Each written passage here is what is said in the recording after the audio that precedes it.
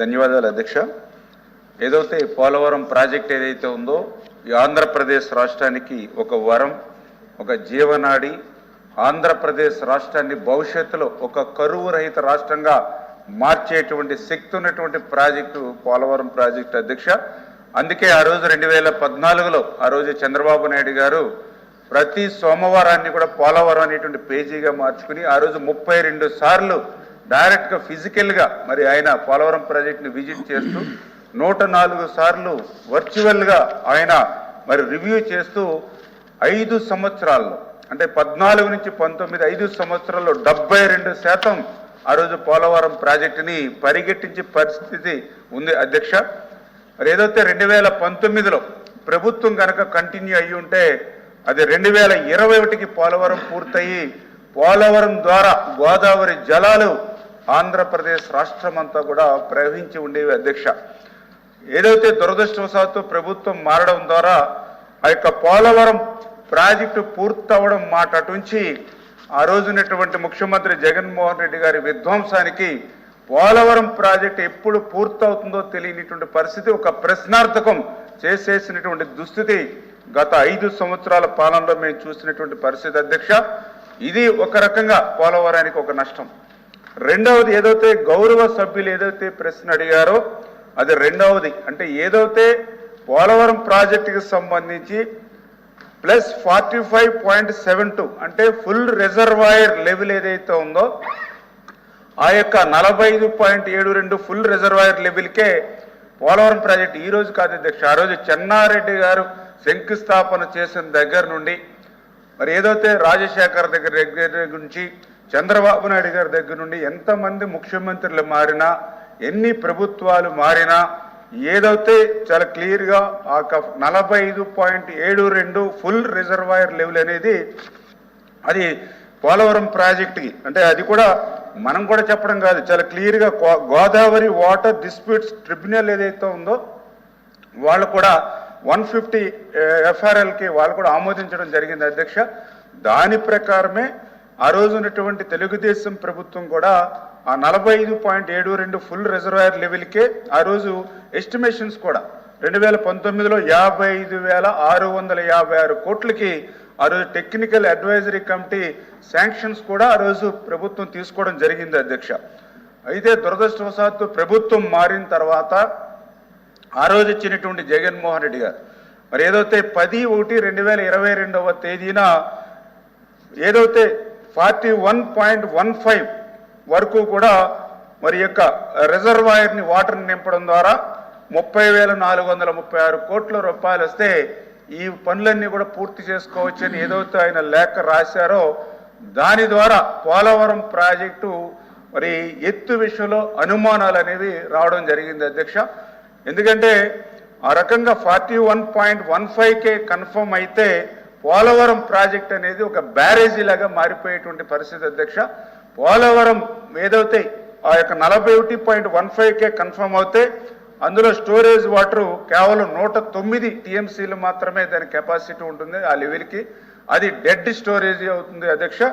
అందువల్లే అది ప్రాజెక్టులా బ్యారేజ్ అయిపోయేటువంటి ప్రమాదం ఉంది అనేటువంటి విషయాన్ని మరి ఆ రోజు ప్రభుత్వం గుర్తించుకోకుండా, ఎందుకంటే ఆ రోజు 25 ఎంపీలు ఇవ్వండి ఆ రోజు పాదయాత్రలో జగన్మోహన్ రెడ్డి గారిని అడిగితే ఆయనకి ఉభయ సభల్లోనూ కలిపి దగ్గర 32-33 మంది ఎంపీలని అటు లోక్సభ కానీ రాజ్యసభ కానీ ఎంపీలను ఇస్తే మరి ఆయన ఏ ఒత్తిళ్ళకి లొంగి ఏం మాట్లాడారో తెలియదు. కానీ మరి ఆ యొక్క పోలవరం ప్రాజెక్టుని ఆ యొక్క 41.15కే మాకు ఈ అమౌంట్ ఇవ్వండి ఆయన లేఖ అడగడం అనేది ఒక రకంగా పోలవరం ప్రాజెక్టుకి చేటు చచ్చేటువంటి విషయం అధ్యక్ష. ఎందుకంటే వాస్తవంగా పోలవరం ప్రాజెక్టు ఆ యొక్క 45 మరి ఏదైతే ఆ యొక్క 72కి ఏదైతే ఉందో అది 194 TMCల నీటిని మనం నిలువ చేసేటువంటి సామర్థ్యం ఉంటుంది దానివల్ల.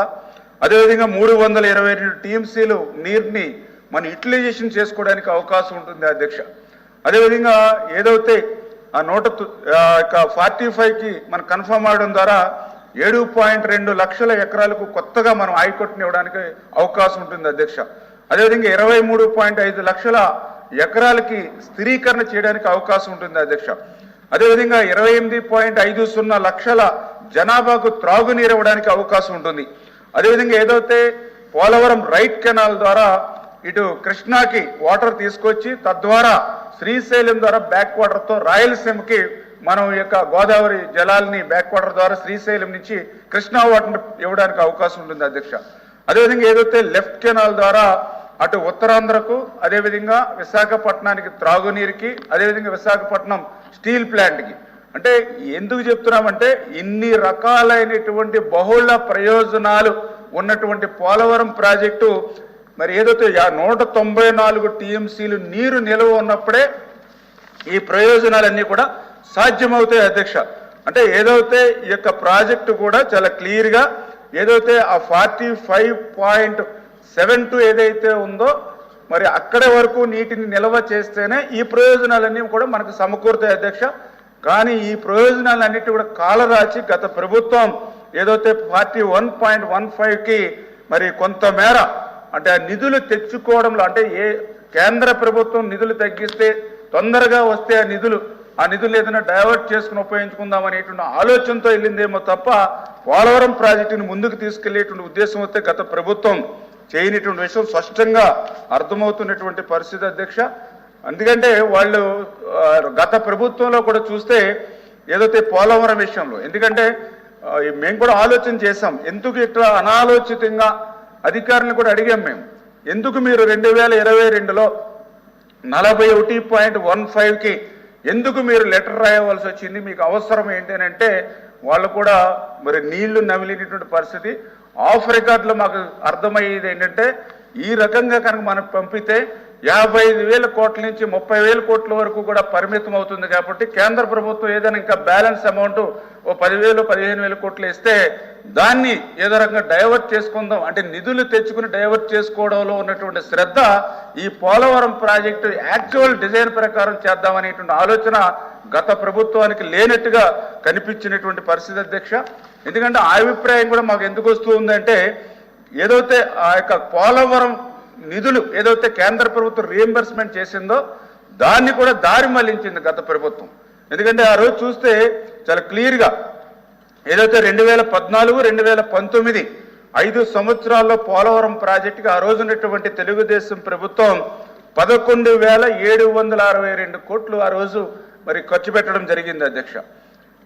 ఆ రోజు ఉన్నటువంటి కేంద్ర ప్రభుత్వం మరి ఇచ్చింది 6,764 కోట్లు అధ్యక్ష. అంటే ఆ రోజు కొత్తగా ఏర్పడినటువంటి రాష్ట్రం, లోటు బడ్జెట్ ఉన్నటువంటి రాష్ట్రం అయినప్పటికీ కూడా కేంద్రం ఇచ్చేటువంటి నిధుల కోసం ఎదురు చూడకుండా రాష్ట్ర ప్రభుత్వమే తన బడ్జెట్ నుంచి నిధులు ముందుగా ఖర్చు పెట్టి పోలవరాన్ని పూర్తి చేయాలనేటువంటి ఆలోచనతో ఆ రోజు రాష్ట్ర ప్రభుత్వం పనిచేస్తే మరి ఏదైతే తర్వాత వచ్చినటువంటి ప్రభుత్వం మరి ఏదైతే ఇది ముఖ్యమైనటువంటి విషయమే అధ్యక్ష. ఎందుకంటే వాస్తవాలు శాసన మండలి ద్వారా కానీ శాసనసభ ద్వారా కానీ ప్రజలు కూడా తెలుసుకోవాల్సినటువంటి అవసరం ఉంది. ఈరోజు గౌరవ ఏదైతే ప్రతిపక్ష సభ్యులు కూడా ఉంటే వాస్తవాలు కూడా వాళ్ళు కూడా అర్థం చేసుకునేటువంటి అవకాశం ఉండేది అధ్యక్ష. షార్ట్ డిస్కషన్ ఎందుకంటే ఏదైతే 2019, 2024 వైసీపీ ప్రభుత్వంలో వాళ్ళు ఖర్చు పెట్టింది అధ్యక్ష 4,167 కోట్లు అధ్యక్ష ఆ రోజు 5 సంవత్సరాల్లో.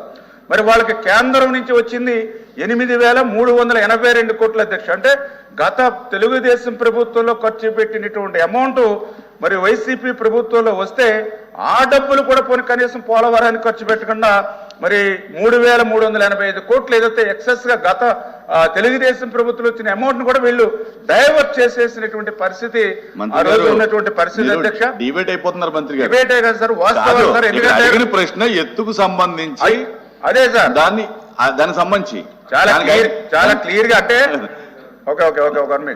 చెప్పండి సార్, మీరు చెప్పండి, నేను మళ్ళీ మీకు కూడా ఆన్సర్ ఇస్తాను. మీరు కావాలంటే దీనికి ఏమైనా షార్ట్ డిస్కషన్ పెట్టండి మొత్తం పోలవరం మీద.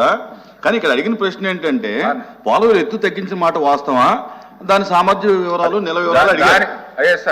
దానికి సప్లిమెంటరీగానే, ఎందుకంటే పోలవరం ఎత్తుని తగ్గించడం వాస్తవమే ఆ రోజు ప్రభుత్వం చేసినటువంటిదని దానికి ఆన్సర్ ఇచ్చాం.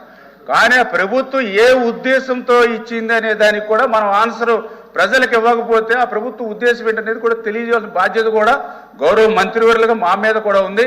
అంటే ఈ నిధుల మీద ఉన్నటువంటి శ్రద్ధ పోలవరం పూర్తవడంలో లేదనే విషయానికి లాస్ట్ గవర్నమెంట్ చేసినటువంటి తప్పిదాలని ఈవేళ గౌరవ సభ ద్వారా ప్రజలకు తీసుకొచ్చేటువంటి విషయంలో చేస్తున్నారు అధ్యక్ష.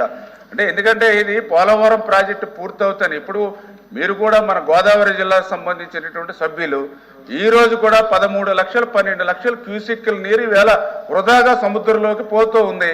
సముద్రంలోకి పోతే పర్లా ఈరోజు మన గ్రామాలన్నీ కూడా నీటిలో మునిగి ఉన్నాయి. అదే పోలవరం ప్రాజెక్టు పూర్తయి ఉంటే ఆ ఫ్లడ్ మేనేజ్మెంట్ కూడా మనం చేసుకుని ఉండేవాళ్ళం. ఇవాళ వరద నివారణ కూడా జరిగి ఉండదు. ఈవేళ మీ గ్రామాలు మా గ్రామాలు కూడా ఆ ఫ్లడ్ నుంచి కూడా బయటపడి అంటే ఇంత బహుళ ప్రయోజనాలు ఉన్నటువంటి ప్రాజెక్టు కాబట్టి మన సమయం విలువైనటువంటి విషయం కాబట్టి ఒక 2 నిమిషాలు దీని మీద చర్చించినా కూడా ప్రజలకు వాస్తవాలు తెలుస్తాయి అధ్యక్ష. దయవించి ఒక 2 నిమిషాలు, ఎందుకంటే ఇప్పుడే గౌరవ సభ్యులు కూడా అడగడం జరిగింది అధ్యక్ష. ఏదైతే మన వెంకటేశ్వరరావు గారు అదేవిధంగా మరి గౌరవ సభ్యులు రామారావు గారు ఇది కూడా ఏదైతే పునరావాసం గురించి కూడా చెప్పడం జరిగింది. ఖచ్చితంగా ఈ ప్రభుత్వం పునరావాస విషయంలో కూడా, ఎందుకంటే మేము కూడా ఒక మోరల్గా కమిట్ అయి ఉన్నాం. ఎందుకంటే నేను కూడా గతంలో 30 రోజుల నుంచి కూడా అధికారులతో కూడా మాట్లాడుతున్నప్పుడు కూడా చెప్తూ ఉన్నాం, పోలవరం ప్రాజెక్టు నిర్మాణం ఎంత అవసరమో అదే సమయంలో నిర్వాసితుల బాధ్యత కూడా అంతే అవసరం. ఎందుకంటే నిర్వాసితులు ఎవరి కోసం ఇచ్చారు అధ్యక్ష? వాళ్ళ భూములు ఈ రాష్ట్రం కోసం ఇచ్చారు, రైతుల కోసం ఇచ్చారు, త్యాగం చేశారు నిర్వాసితులు. అందుచేత ఖచ్చితంగా ఎన్డీఏ ప్రభుత్వం ఏదైతే మాది ఉందో ఖచ్చితంగా ప్రాజెక్టు నిర్మాణం ఎంత సీరియస్గా తీసుకుంటామో అట్ ద సేమ్ టైం నిర్వాసితులకు సంబంధించి R&R ఏదైతే ప్యాకేజ్ ఏదైతే ఉందో వాళ్ళు ఫుల్ ఫ్లెడ్జెడ్గా అందించి, ఎందుకంటే గత ప్రభుత్వంలో కూడా చూసాం ఏదైతే ఆ గోదావరి వరదకి ముంపుకు గురవుతే వాళ్ళకి కనీసం మంచినీళ్ళు ప్యాకెట్లు కూడా ఇవ్వలేనిటువంటి స్థితిలో ఆ నిర్వాసితులు కొండల్లోనూ గుట్టల్లోనూ తలదాచుకునే పరిస్థితి ఉంది అధ్యక్ష. అందుచేత వాళ్ళు కూడా రోడ్డుకి నిరసన చేశారు. ఏదైతే మేము తెలంగాణలోకి మళ్ళీ తిరిగి కలిపేయండి మా ఆంధ్రాని అనేటువంటి పరిస్థితి ఆ రోజు గత ప్రభుత్వంలో ఉంది సార్. అందుచేత ఈరోజు మరి ఆ బ్యారే ప్రాజెక్టుతో పాటుగా నిర్వాసితులకు సంబంధించిన కూడా మరి వాళ్ళు కూడా బాధ్యత తీసుకుంటాం. అందుకే ఈరోజు కూడా గౌరవ ముఖ్యమంత్రి వారు కూడా ఈరోజు శాసనసభలో కూడా ఏదైతే ఫ్లడ్స్కి సంబంధించి ఎవరైతే ఎఫెక్టెడ్ అంటే అటు నిర్వాసితులు కానీ అటు ఏదైతే గోదావరి ఫ్లడ్ ద్వారా ఎవరైతే ప్రజలు ఎవరైతే ఇబ్బందులు పడుతున్నారో వాటి మీద కూడా ఈరోజు డిస్కషన్ కూడా అనుమతించడం జరిగింది. ఈవేళ ముఖ్యమంత్రి గారు కూడా దాని మీద శాసనసభలో మాట్లాడుతూ ఉన్నారు. అంటే మా యొక్క ప్రయారిటీ ఏంటనేది దాని ద్వారా మీ ద్వారా సభ ద్వారా దృష్టికి తీసుకొస్తున్నాను అధ్యక్ష. Thank you. ఎత్తు 45 మీటర్లకి ఉంచుతున్నారా? దానికి 41 చాలా క్లియర్ గా ఏదైతే నిన్ననే కేబినెట్ ఒరిజినల్ డిజైన్ కి వెళ్తున్నారు. కేబినెట్ సమావేశం 45.72 కి వెళ్తున్నారు. నిన్న చాలా క్లియర్ గా గౌరవ ముఖ్యమంత్రి వర్యులు ఏదైతే పోలవరం ప్రాజెక్టుకి సంబంధించి పూర్తి స్థాయిలో అంటే ఈ యొక్క బహుళ ప్రయోజనాలు సమకూర్చేటువంటి విధంగా 45.72 మీటర్ల ఫుల్ వాటర్ రిజర్వాయర్ ఏదైతే ఉందో దానికే కట్టుబడి దానికే కేంద్రం నుంచి సాయం అందించాలని చెప్పేసి కూడా మరి కేబినెట్ కూడా నిర్ణయం తీసుకుని కేంద్ర ప్రభుత్వం దృష్టి కూడా తీసుకెళ్లడం జరుగుతుంది అధ్యక్ష. Thank you. Thank you.